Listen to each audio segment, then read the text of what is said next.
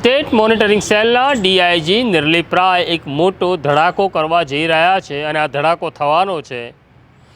સૌરાષ્ટ્રની અંદર ઘણા બધા લોકોના પગ નીચેથી ધરતી ખસી જશે, કારણ કે ગુજરાતના ડીજીપી વિકાસ સહાયે ગુપ્ત તપાસ તેમને સોંપી હતી અને હવે એસએમસી એ તપાસની દિશામાં આગળ વધી રહી છે.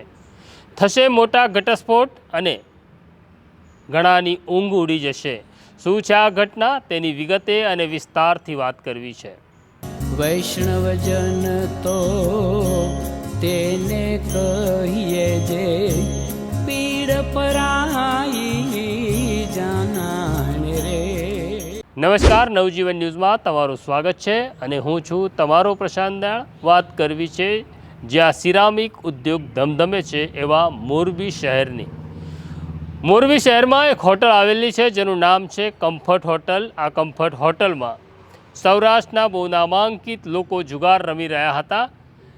સમાજ તેમને બહુ માન આપે છે, પણ અમને જુગારની ટેવ હતી અને જુગારની એવી લત હતી કે જુગાર 5-10 હજારનું નહીં, પણ જુગાર લાખો અને કરોડોનો રમતા હતા, જેમાં રાજકોટના ભાસ્કર પારેખનો પણ સમાવેશ થાય છે.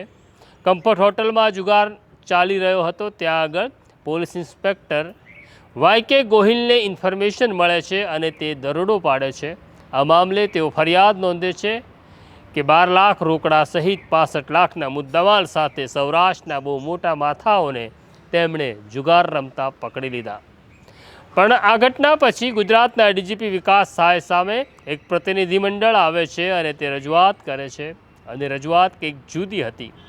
રજૂઆત એવી હતી કે જ્યાં પોલીસ ઇન્સ્પેક્ટર ગોહિલે દરોડો પાડ્યો એ હોટલમાં જુગાર તો ચાલી રહ્યો હતો, પણ પૈસા નહોતા. જુગારની વ્યાખ્યા પ્રમાણે ત્યાં પૈસા હોવા અનિવાર્ય છે અને આ બધા જુગારીઓ ટોકન ઉપર જુગાર રમી રહ્યા હતા. વાય.કે. ગોહિલ પછી આ જુગારીઓ સાથે એવો તોડ કાઢે છે કે લાવો આપણે સમાધાન કરી લઈએ, અને એમ કહીને પછી એમની પાસે રોકડ રકમ મંગાવે છે અને રોકડ રકમ આવ્યા પછી એ રકમને મુદ્દા માલ તરીકે બતાડી દે છે. એવો ગોહિલ ઉપર આરોપ લાગ્યો. ગોહિલ ઉપર આરોપ લાગતા તેમને તાત્કાલિક રિઝોર્વમાં મૂકી દીધા. તેમની સાથે રહેલા એક કોન્સ્ટેબલને દેવભૂમિ દ્વારકા જિલ્લા બહાર બદલી કરી દેવામાં આવી. આ મામલાની ગંભીરતા જોતા ડીજીપી વિકાસ સહાયે આખા મામલાની તપાસ સ્ટેટ મોનિટરિંગ સેલના ડીઆઈજી નિર્લિપ રાય અને તેમની ટીમને સોંપી.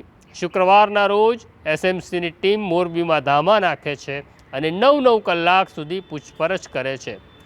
આખી ઘટનાની અંદર જ્યારે દરોડો પડ્યો ત્યારે રીડિંગ પાર્ટીમાં કોણ હતા, પંચોમાં કોણ હતા, હોટલમાં કોણ હતું, હોટલના સ્ટાફની વગેરે બારીક વિગતો એસએમસીએ નોંધી અને તે વિશે હવે નિવેદનો નોંધવાનું ચાલુ છે. અત્યાર સુધી 7 નિવેદન નોંધાઈ ચૂક્યા છે, હજી 5 નિવેદન નોંધાશે.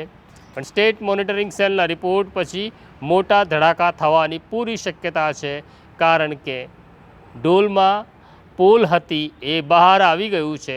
એસએમસીના રિપોર્ટના આધારે ડીજીપી કાર્યવાહી કરશે અને કસૂરવારો સામે પગલાં લેશે.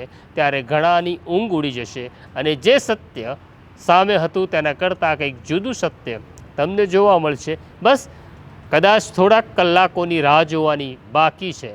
તો આ હતી સ્ટોરી મોરબીની. મોરબીમાં પકડાયેલા જુગારમાં થયેલી ગોલમાલની અને એસએમસીની તપાસની. તો રાહ જુઓ, હું પણ રાહ જોઉં છું, તમે પણ રાહ જુઓ. આ સ્ટોરી તમને કેવી લાગી કોમેન્ટ બોક્સમાં અમને જરૂરથી લખો.